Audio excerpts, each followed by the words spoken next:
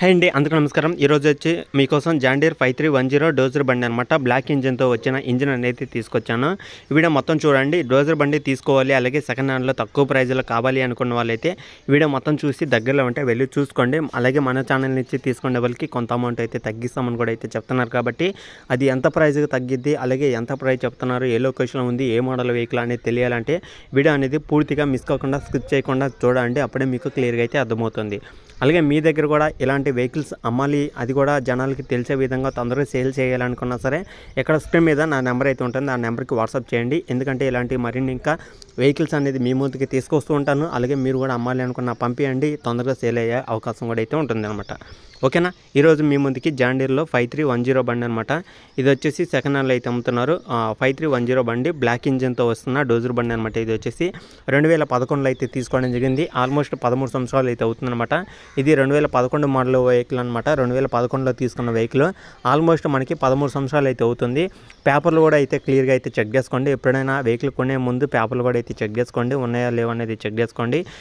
13 సంవత్సరాలు అయితే అవుతుంది. ఇంజిన్ అయితే గుడ్ కండిషన్ అయితే ఉందని అయితే చెప్తున్నారు. ఫ్రంట్ టైర్స్ వచ్చేసి 10 నుంచి 20% దాకా అయితే బటన్స్ అయితే ఉన్నాయని అయితే చెప్తున్నారు. అలాగే బ్యాక్ టైర్స్ వచ్చేసి 20 నుంచి 25% దాకా అయితే టైర్స్ అయితే ఉన్నాయని అయితే చెప్తున్నారు. ఇంజిన్ అయితే 100% గుడ్ కండిషన్లో అయితే ఉందని అయితే చెప్తున్నారు అనమాట. కండిషన్ పరంగా చూసుకుంటే గుడ్ కండిషన్ అయితే ఉంది. అది కూడా 100% గుడ్ కండిషన్ అవుతుందని అయితే చెప్తున్నారు.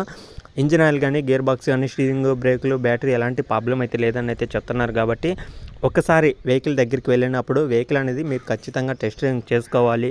అలాగే మొత్తం చెక్ చేసుకున్న తర్వాతనే మీకు అమౌంట్ కానీ దాని తర్వాత మీరైతే మాట్లాడుకోవాలన్నమాట.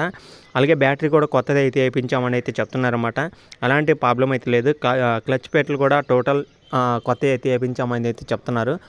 క్లచ్ ప్లేట్లు కూడా కొత్త అయితే వేయించామని అయితే చెప్తున్నారు. అనేది ఇంకొకసారి అయితే చెక్ చేసుకోండి ఎప్పుడైనా సరే వెహికల్ కొనే ముందు. ఓకేనా. మరి వెహికల్ యొక్క ప్రైస్ చూసుకుంటే మనకి 4,70,000 అయితే చెప్తున్నారు. అది కూడా డోజర్ బండి.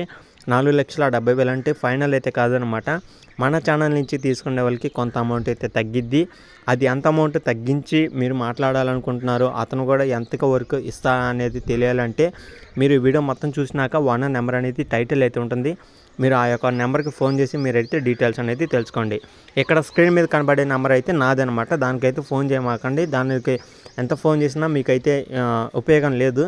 మీకు ఓనర్ నెంబర్ అనేది టైటిల్ అయితే ఉంటుంది కాబట్టి డైరెక్ట్గా ఓనర్తోనే మాట్లాడుకోవచ్చు. ఓకేనా. వెహికల్ వచ్చేసి మనకి తెలంగాణలో నిజామాబాద్ డిస్టిక్లో అవుతుందన్నమాట. నిజామాబాద్ డిస్టిక్ పక్కన మండలంలో అయితే ఉంది. ఒకసారి ఓనర్తో మాట్లాడండి. ఏ మండలంలో ఉంది తెలియాలన్నా సరే నిజామాబాద్ డిస్టిక్లో ఉన్న ప్రతి ఒక్కరైతే ఓనర్తో మాట్లాడుకోండి.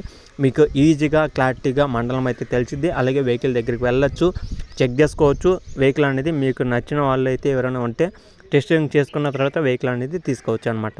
ఓకేనా. ఇది ఈ వీడియోలో చెప్పాలనుకున్నది. ఈ వీడియో కానీ మీకు ఎలా అనిపించింది కింద కామెంట్ చేయండి. ఇలాంటి మరిన్ని ఇంకా వెహికల్స్ కోసం మన ఛానల్ అయితే సబ్స్క్రైబ్ చేసుకోండి. పక్కన ఉన్న బెల్ ఐకాన్ కూడా ఆల్ మీద ట్యాప్ చేయండి. ఓకేనా ఫ్రెండ్స్, ఇంకా ఇది వీడియోలో చెప్పాలనుకున్నది. నెక్స్ట్ వీడియోకి వెళ్తున్నందుకు జై హింద్.